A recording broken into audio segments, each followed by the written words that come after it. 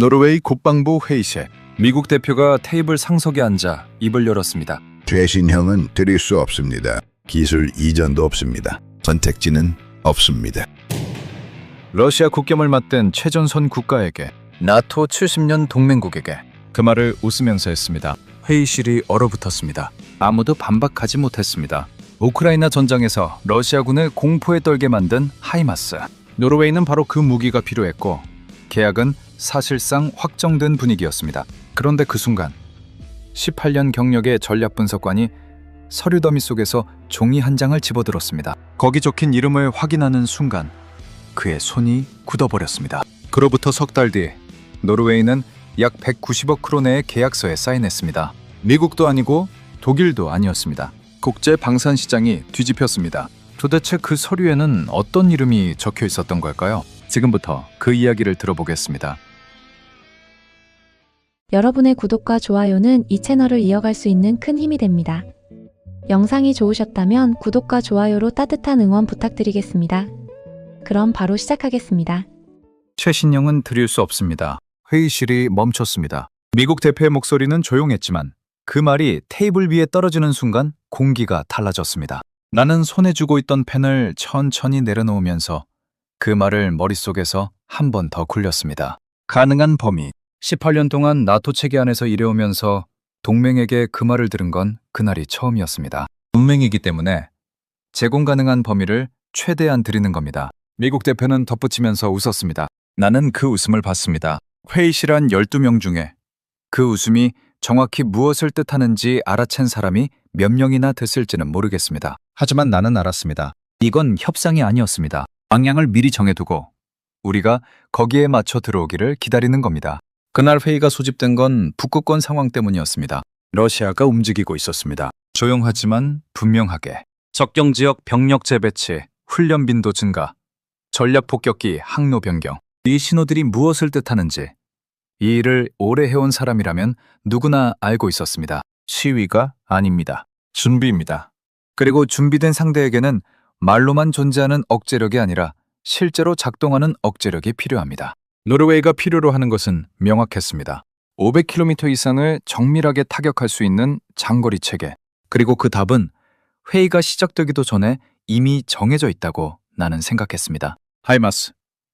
미국이 개발하고 미국이 검증하고 우크라이나 전장에서 실전으로 증명해낸 시스템입니다. 나는 복잡한 판일수록 기준은 단순해야 한다고 믿어왔습니다.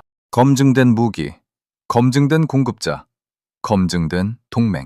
그 이상의 보짐은 없습니다. 회의 시작 직전 옆자리 동료가 나지막하게 물었습니다. 이번엔 미국이죠? 사실상 정해진 거 아닙니까? 나는 서류를 훑어보면서 짧게 답했습니다. 그렇겠죠? 이건 절차입니다. 하지만 미국 대표가 회의실 문을 열고 들어오는 순간 나는 무언가를 느꼈습니다. 설명하기 어렵습니다. 수치가 틀린 게 아니었고 발표 태도가 이상한 것도 아니었습니다. 그냥 냄새가 달랐습니다. 나는 이 일을 하면서 한 가지를 몸으로 익혔습니다. 회의실에서 가장 위험한 사람은 말을 많이 하는 사람이 아니라 이미 결론을 가지고 들어온 사람입니다. 그날 미국 대표는 들어오는 순간부터 그 냄새를 온몸으로 풍기고 있었습니다. 발표는 깔끔했습니다. 러시아 위협 분석, 북극권 전력 공백, 장거리 타격의 필요성. 우리가 이미 알고 있는 내용들이었고 장관은 고개를 끄덕였으며 내부 인사들은 부지런히 메모를 적었습니다. 그리고 조건이 나왔습니다. 최신형 제공 불가, 다운그레이드 버전 제한, 기술 이전 없음. 회의실이 미묘하게 흔들렸습니다. 눈에 띄지 않을 정도였지만 나는 봤습니다. 장관의 손이 테이블 위에서 멈췄고 옆자리 인사의 시선이 한 박자 느려졌습니다. 나는 천천히 입을 열었습니다. 이건 동맹에 대한 제안입니까? 통고입니까? 미국 대표가 나를 정면으로 봤습니다. 정책입니다. 정책. 나는 그 단어를 입안에서 한번 굴렸습니다. 동맹에게 성능을 제한하고 기술을 막고 선택지를 없애는 것이 정책이라고 합니다. 아무도 반박하지 않았습니다. 그게 더 무거웠습니다. 회의실이 가라앉은 그 침묵 속에서 나는 의제외 자료 사이에 끼어있던 종이 한 장을 집어들었습니다. 말석에서 누군가 조용히 올려놓은 검토 요청서였는데 별 기대 없이 훑어내리다가 손이 멈췄습니다. 거기에 이름 하나가 있었습니다. 한국. 나는 그 단어를 3번 읽었습니다. 그리고 종이를 내려놓으면서 생각했습니다. 왜 이 이름이 지금 이 자리에 올라온 거지? 고려 대상도 아닌 이름이 왜 하필 오늘? 회의는 계속되고 있었지만 나는 더 이상 듣고 있지 않았습니다. 판이 내가 읽던 방향이 아니었습니다. 회의가 끝나고 청사 복도를 걷는데 동료 한 명이 나란히 붙었습니다. 발소리를 낮추면서 나지막하게 말했습니다. 에릭, 이거 그냥 넘어가는 겁니까? 다운그레이드 버전을 받아들이자는 겁니까? 나는 걸음을 멈추지 않았습니다. 복도 끝 창문으로 오슬로의 회색 하늘이 보였고 나는 그 하늘을 바라보면서 짧게 답했습니다. 아직 모릅니다. 하지만 속으로는 이미 생각하고 있었습니다. 이 판이 어디로 가는지를. 다음 날 오전 내부 검토 회의가 열렸습니다. 전날 회의에 참석했던 인사들이 다시 모였고 공기는 전날보다 더 무거웠습니다. 먼저 입을 연 건 국방부내 친미라인의 선임 인사였습니다. 그는 자료를 펼치지도 않은 채 또렷하게 말했습니다. 불만은 이해합니다. 하지만 현실을 봐야 합니다. 미국이 없으면 나토가 없고 나토가 없으면 우리 안보 자체가 흔들립니다.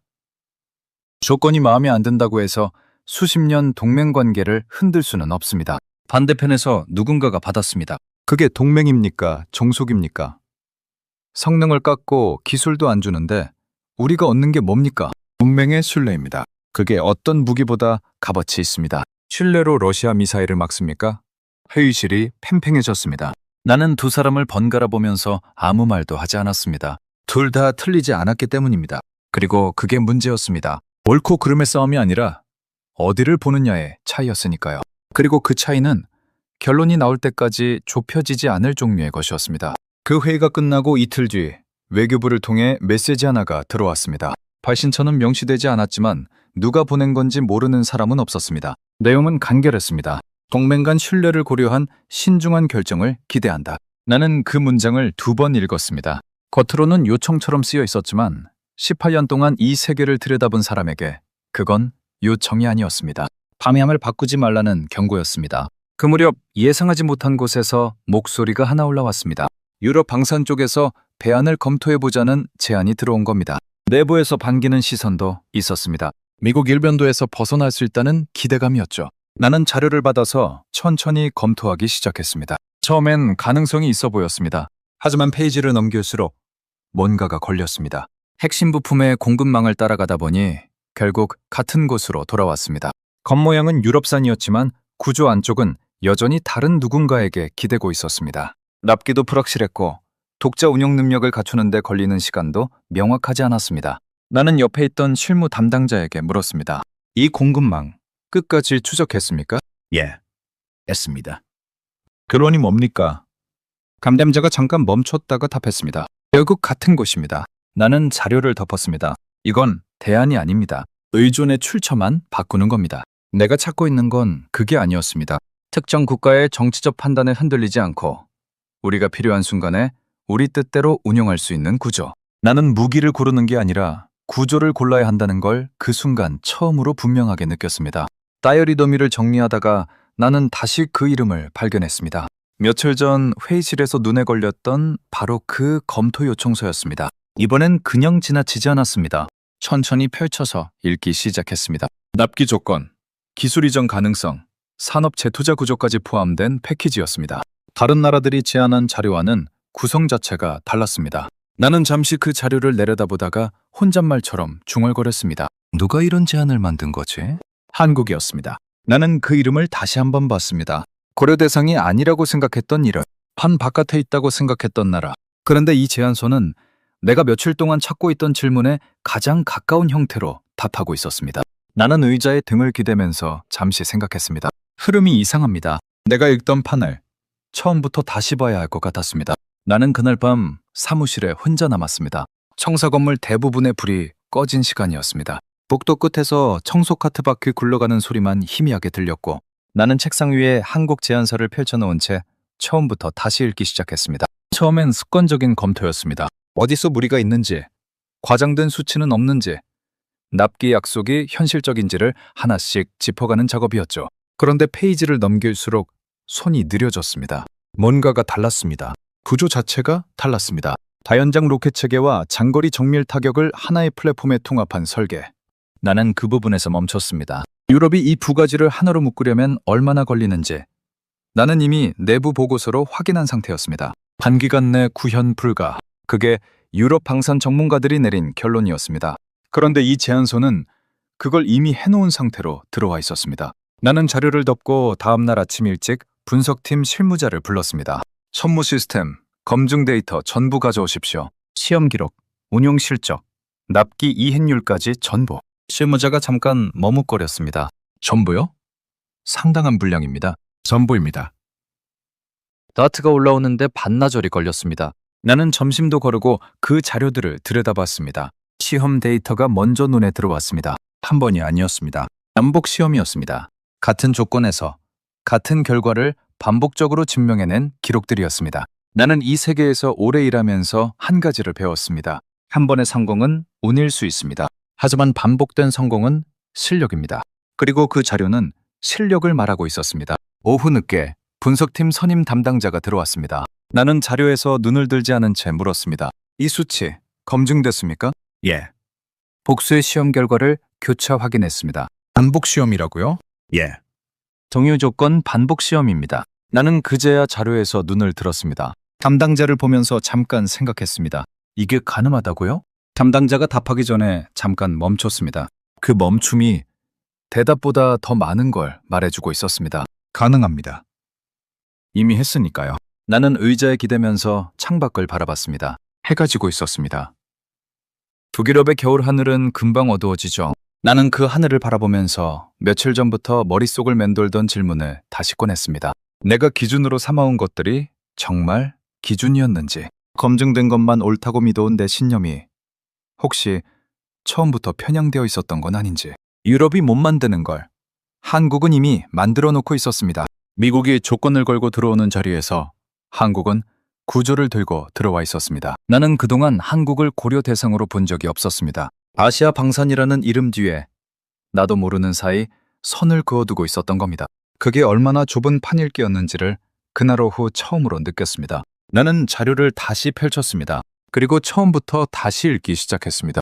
이번엔 의심이 아니라 제대로 보기 위해서. 이건 선택지가 아닙니다. 견수입니다. 장관실에서 호출이 온 건 아침 일찍이었습니다. 비서가 전화로 짧게 전달했습니다. 오늘 오후 2시 전체 관계자 소집. 나는 수화기를 내려놓으면서 창밖을 바라봤습니다. 드디어 왔습니다. 최종 결단의 날이었습니다. 나는 책상 위에 펼쳐져 있던 자료들을 천천히 정리하면서 생각했습니다. 내가 며칠 동안 들여다본 것들이 오늘 이 자리에서 무게를 가질 수 있을지를. 회의실에 들어서는 순간 공기가 달랐습니다. 사람들의 표정이 달랐습니다. 평소 회의와는 무게가 달랐습니다. 장관은 상석에 앉아 있었고 그 양옆으로 외교, 국방, 전략 라인의 핵심 인사들이 자리를 채우고 있었습니다. 그리고 테이블 한쪽 끝에 미국 측 대표가 앉아 있었습니다. 나는 그를 보는 순간 직감했습니다. 오늘 이 자리 그냥 끝나지 않겠구나. 장관이 먼저 입을 열었습니다. 오늘은 결정합니다.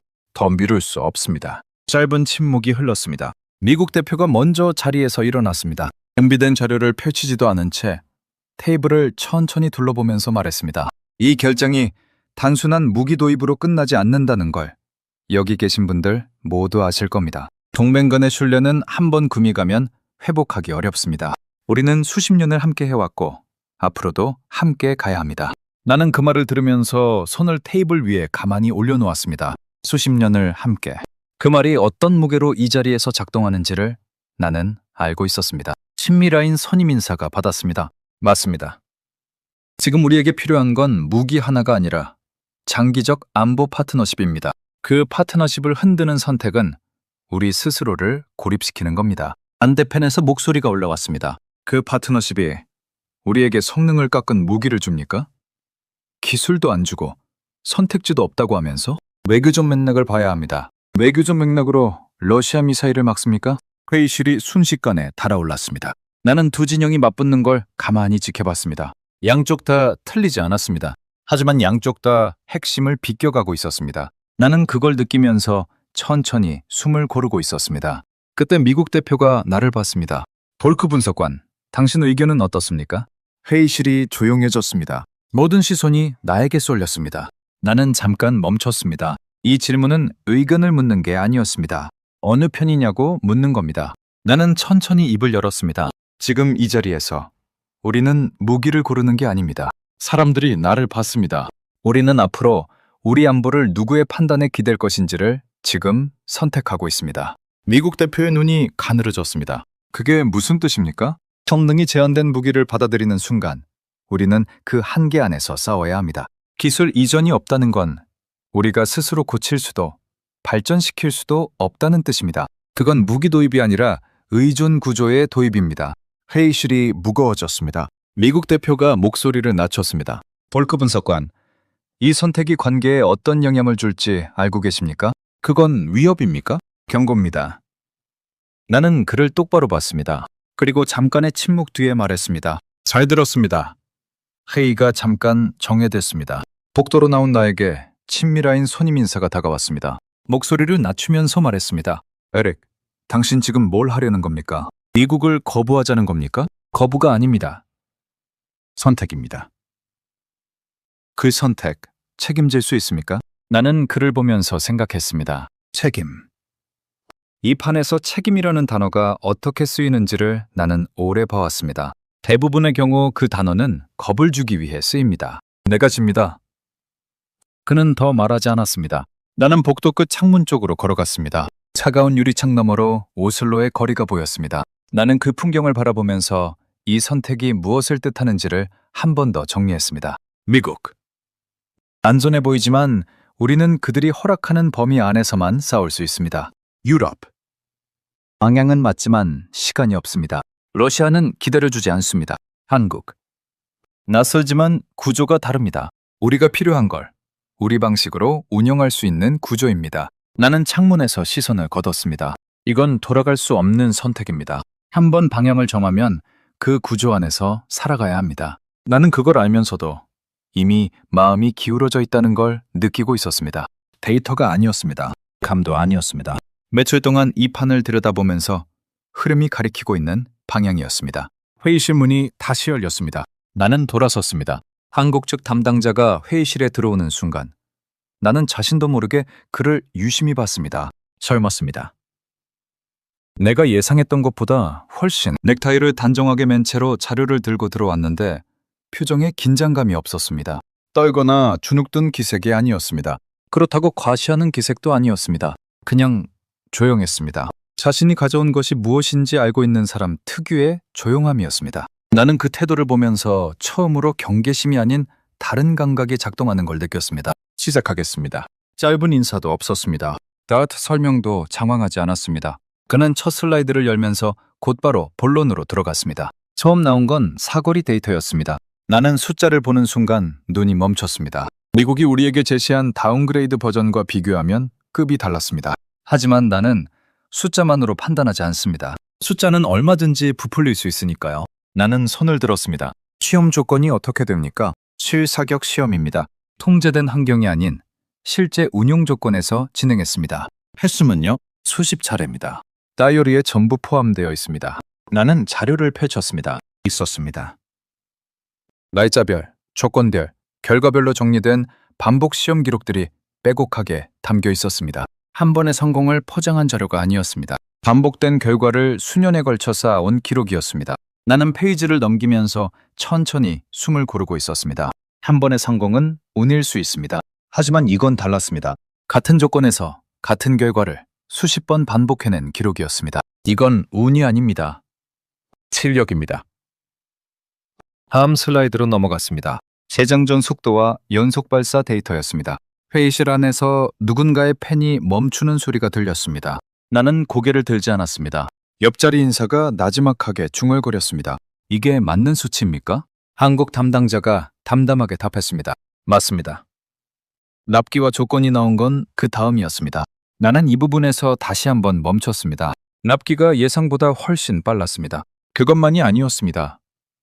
기술 이전 가능성, 현지 산업 재투자 구조, 장기 운용 지원 패키지까지 하나의 묶음으로 들어와 있었습니다. 나는 자료를 덮고 그를 바라봤습니다. 이게 전부 포함된 겁니까? 예. 기본 패키지입니다. 기본이라고요? 담당자가 나를 보면서 고개를 끄덕였습니다. 표정이 흔들리지 않았습니다. 나는 그 눈빛을 보면서 이 사람이 지금 과장을 하고 있는 게 아니라는 걸 직감했습니다. 이건 영업이 아니었습니다. 사실을 말하고 있는 겁니다. 회의실 안이 조용해졌습니다. 미국 대표가 처음으로 팔짱을 풀었습니다. 친밀하인 선임 인사는 자료를 내려다본 채 고개를 들지 않고 있었습니다. 나는 그 침묵이 무엇을 뜻하는지 알고 있었습니다. 반박할 논리를 찾고 있는 겁니다. 그리고 찾지 못하고 있는 겁니다. 브리핑이 끝난 뒤 나는 자리에 앉은 채 한참 동안 자료를 들여다봤습니다. 회의실 사람들이 하나둘 나가는 소리가 들렸지만 나는 움직이지 않았습니다. 머릿속에서 무언가가 정리되고 있었습니다. 나는 18년 동안 이 일을 하면서 수많은 무기 체계를 검토해 왔습니다. 미국산, 유럽산, 러시아산. 그리고 그 과정에서 나도 모르는 사이 하나의 편견을 가지게 됐습니다. 아시아 방산이라는 이름 뒤에 나는 선을 그어두고 있었습니다. 의식한 게 아니었습니다. 그냥 그렇게 배워왔고 그렇게 판단해왔습니다. 그런데 지금 내 앞에 놓인 이 자료는 그 선이 얼마나 좁은 판일기였는지를 조용히 증명하고 있었습니다. 우리는 며칠 동안 성능을 비교하고 있었습니다. 숫자와 숫자를 맞대놓고 어느 쪽이 더 나은지를 따지고 있었죠. 그런데 한국은 처음부터 그 싸움을 하지 않았습니다. 우리가 무엇을 필요로 하는지를 먼저 읽고 그 답을 완성된 구조로 들고 들어왔습니다. 보기가 아니라 해결책이었습니다. 나는 자료를 덮으면서 조용히 생각했습니다. 이 나라는 우리가 보지 않던 사이 이미 여기까지 와 있었습니다. 아무도 주목하지 않던 자리에서 아무도 기대하지 않던 수준까지. 그게 나는 놀라웠습니다. 아니, 솔직히 말하면 부끄러웠습니다. 내가 선을 그어두고 보지 않았던 그 자리에 이미 이런 것들이 있었으니까요. 브리핑이 끝난 다음 날 아침, 나는 평가 보고서를 다시 펼쳤습니다. 며칠 전까지만 해도 이 보고서의 첫 번째 자리는 미국이었습니다. 두 번째가 유럽이었고 나머지는 검토 대상 수준이었습니다. 그런데 그날 아침 내가 펼친 보고서에서 나는 순위를 다시 쓰기 시작했습니다. 숫자를 바꾼 게 아니었습니다. 기준을 바꾼 겁니다. 단순히 성능이 어디가 높은지가 아니라 우리가 진짜 필요로 하는 것을 누가 가장 정확하게 이해하고 들어왔는지를 기준으로 다시 봤습니다. 보고서를 다 쓰고 나서 나는 한참 동안 그 첫 줄을 바라봤습니다. 한국. 그 무렵 미국 측에서 연락이 왔습니다. 비공식 채널이었습니다. 내용은 짧았습니다. 조건을 재검토할 의향이 있다는 것이었습니다. 납기 조정도 논의 가능하다고 했습니다. 나는 그 메시지를 읽으면서 잠깐 생각했습니다. 며칠 전이었다면 이 연락이 반가웠을 겁니다. 하지만 지금은 달랐습니다. 오후에 미국 대표가 나를 직접 찾아왔습니다. 회의실이 아니었습니다. 복도 한쪽 구석이었습니다. 그가 먼저 말했습니다. 보르크 분석관, 우리 조건을 다시 검토할 수 있습니다. 최신형 관련해서도 상위 채널과 협의해볼 여지가 있습니다. 나는 그를 바라봤습니다. 이제 와서요? 우리는 유연합니다. 언제든 대화할 준비가 되어 있습니다. 처음부터 그랬어야 했습니다. 그가 잠깐 멈췄습니다. 나는 덧붙였습니다. 타이밍이 있습니다. 그 타이밍은 이미 지났습니다. 그는 더 말하지 않았습니다. 나는 그가 돌아서는 뒷모습을 보면서 이상한 감각을 느꼈습니다. 안타까움이 아니었습니다. 이 판이 이미 기울어졌다는 확인이었습니다. 처음부터 다르게 들어왔다면 어땠을까 하는 생각이 스쳤습니다. 하지만 그건 그쪽이 선택한 방식이었습니다. 그리고 선택에는 결과가 따릅니다. 유럽 방산 쪽 상황도 빠르게 정리되고 있었습니다. 내부에서 유럽 대안을 밀었던 인사들이 하나둘 목소리를 낮추기 시작했습니다. 공식적인 포기 선언은 없었습니다. 하지만 회의석에서 그 이름이 올라오는 횟수가 눈에 띄게 줄었고 올라오더라도 예전만큼 힘이 실리지 않았습니다. 나는 그 변화를 가만히 지켜봤습니다. 누가 설득한 게 아니었습니다. 데이터 앞에서 스스로 물러서고 있는 겁니다. 해무팀 담당자가 보고서를 들고 들어온 건 그날 오후였습니다. 에릭, 유럽 쪽 최종 검토 결과 나왔습니다. 뭐라고 합니까? 담당자가 잠깐 머뭇거렸습니다. 단기간 내 구현 불가라는 결론입니다. 공식 문서로 들어왔습니다. 나는 고개를 끄덕였습니다. 예상한 결론이었습니다. 하지만 막상 공식 문서로 확인하는 순간은 달랐습니다. 그동안 이 자리에서 목소리를 높였던 인사들이 떠올랐습니다. 유럽이 있다고, 대안이 있다고 했던 사람들. 그들이 틀렸다는 게 아니었습니다. 방향은 맞았습니다. 다만 그 방향에서 정작 서 있어야 할 나라가 유럽이 아니라 한국이었던 겁니다. 나는 장관실 문을 두드렸습니다. 장관은 창가에 서서 바깥을 바라보고 있었습니다. 내가 들어오는 소리를 듣고도 한동안 고개를 돌리지 않았습니다. 이 사람도 알고 있는 겁니다. 이미 흐름이 어디로 가는지를. 보고서 가져왔습니까? 예. 나는 테이블 위에 자료를 내려놓았습니다. 장관이 천천히 돌아섰습니다. 따트를 집어들고 첫 장을 펼쳤습니다. 그리고 멈췄습니다. 이게 최종 평가입니까? 예. 에릭, 이 보고서대로 가면 미국과의 관계가 흔들립니다. 알고 있습니다. 유럽과의 관계도 복잡해집니다. 알고 있습니다. 장관이 나를 봤습니다. 오래 봤습니다. 그래도 이겁니까? 나는 잠깐 생각했습니다. 사실 생각할 게 없었습니다. 며칠 동안 이미 다 생각했으니까요. 장관님, 이건 비교 대상이 아닙니다.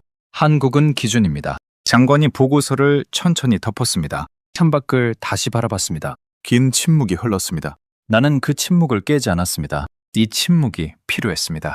이 사람도 스스로 정리해야 했으니까요. 복도로 나오면서 나는 처음으로 이 판 전체가 눈에 들어오는 느낌을 받았습니다. 미국은 조건을 걸었습니다. 유럽은 따라오지 못했습니다. 그리고 한국은 처음부터 다른 게임을 하고 있었습니다. 누군가를 이기려는 게임이 아니었습니다. 우리가 진짜 필요로 하는 것이 무엇인지를 가장 먼저 읽고 가장 정확하게 답을 들고 온 겁니다. 판이 바뀌고 있었습니다. 그리고 그 판을 바꾼 건 어떤 힘도 어떤 외교적 압박도 아니었습니다. 데이터였습니다. 준비였습니다. 그리고 아무도 주목하지 않던 자리에서 아무도 기대하지 않던 수준까지 조용히 쌓아온 실력이었습니다. 최종 결정 회의가 소집된 날 아침, 나는 평소보다 일찍 총사에 도착했습니다. 복도는 아직 조용했습니다. 나는 회의실 문 앞에 서서 잠깐 멈췄습니다. 지난 며칠 동안의 일들이 머릿속을 스쳐 지나갔습니다. 미국 대표가 웃으면서 선택지는 없다고 했던 순간, 유럽 방선이 단기간 내 구현 불가라는 공식 결론을 내놓았던 순간, 그리고 한국 담당자가 아무 표정 없이 기본 패키지라고 말했던 순간, 나는 깊게 숨을 한번 들이쉬고 문을 열었습니다. 사람들이 이미 자리를 채우고 있었습니다. 공기가 무거웠습니다. 하지만 며칠 전 회의들과는 다른 무게였습니다. 그때의 무게가 충돌과 긴장의 무게였다면 오늘은 결말을 앞둔 사람들의 무게였습니다. 모두가 이미 알고 있는 겁니다. 오늘 이 자리에서 무슨 일이 일어날지를. 장관이 먼저 입을 열었습니다. 오늘은 최종 결정을 내립니다. 모든 검토가 끝났습니다. 각자 마지막으로 하고 싶은 말이 있으면 하십시오. 친밀한 선임 인사가 자리에서 일어났습니다. 나는 그를 봤습니다. 며칠 전과 달랐습니다. 목소리에 힘이 없었습니다. 하지만 그는 끝까지 말했습니다. 저는 여전히 우려스럽습니다. 미국과의 관계는 무기 하나로 끝나는 게 아닙니다. 나토 체계 안에서 우리의 위치, 외교적 신뢰, 장기적 안보 파트너십, 이 모든 것이 오늘 이 결정과 연결되어 있습니다. 신중하게 생각해 주십시오. 아무도 바로 받지 않았습니다. 잠깐의 침묵이 흘렀습니다.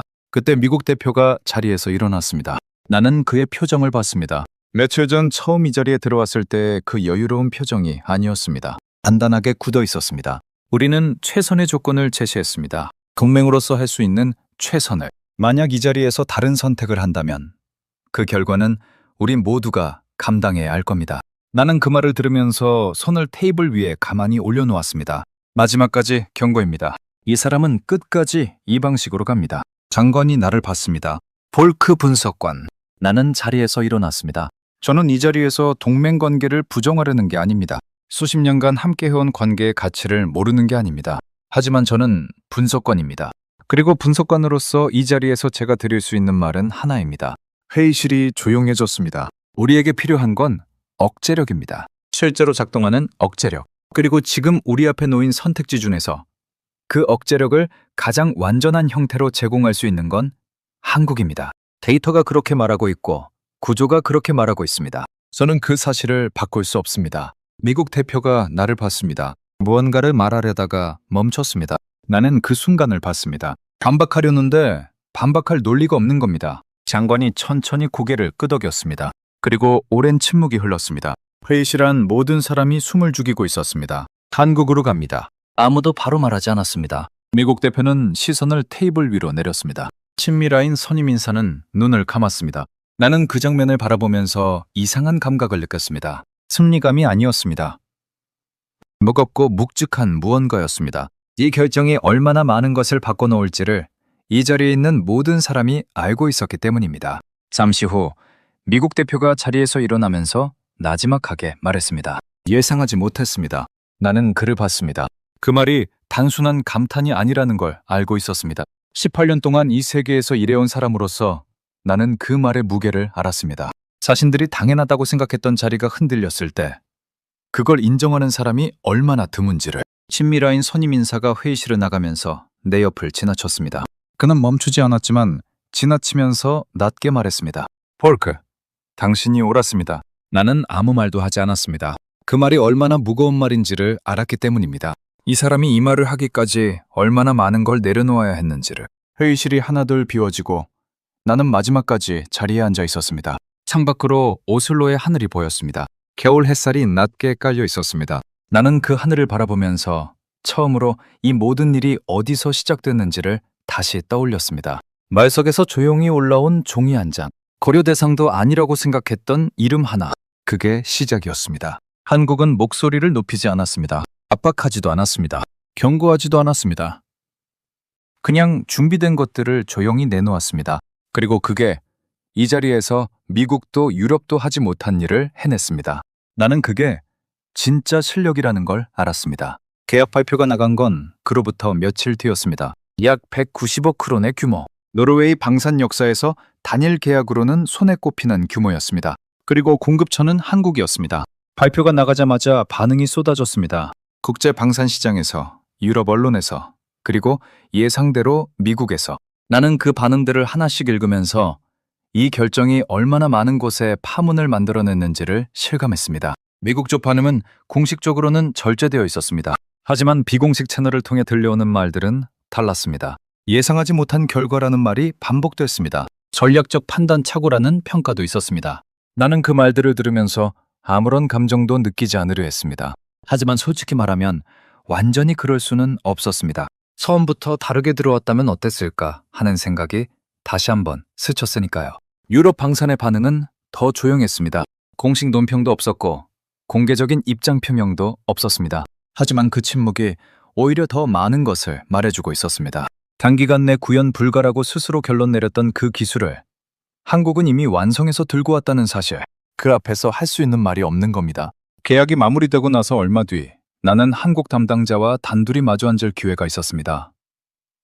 공식적인 자리가 아니었습니다. 업무가 끝난 저녁, 청사 근처 작은 카페였습니다. 나는 그에게 물었습니다. 오랫동안 묻고 싶었던 질문이었습니다. 처음부터 자신이 있었습니까? 그가 잠깐 생각하더니 답했습니다. 자신이 있었던 게 아닙니다. 준비가 되어 있었습니다. 나는 그 말을 듣는 순간 뭔가가 가슴 안쪽에서 움직이는 걸 느꼈습니다. 자신감과 준비됨은 다릅니다. 자신감은 상대를 의식할 때 생기는 겁니다. 하지만 준비됨은 오롯이 자기 자신을 향한 것입니다. 이 사람은 우리를 설득하러 온 게 아니었습니다. 그냥 준비된 것들을 가지고 온 겁니다. 언제부터 준비했습니까? 저는 모릅니다. 저보다 훨씬 전부터 시작된 일이니까요. 나는 그 말을 들으면서 창밖을 바라봤습니다.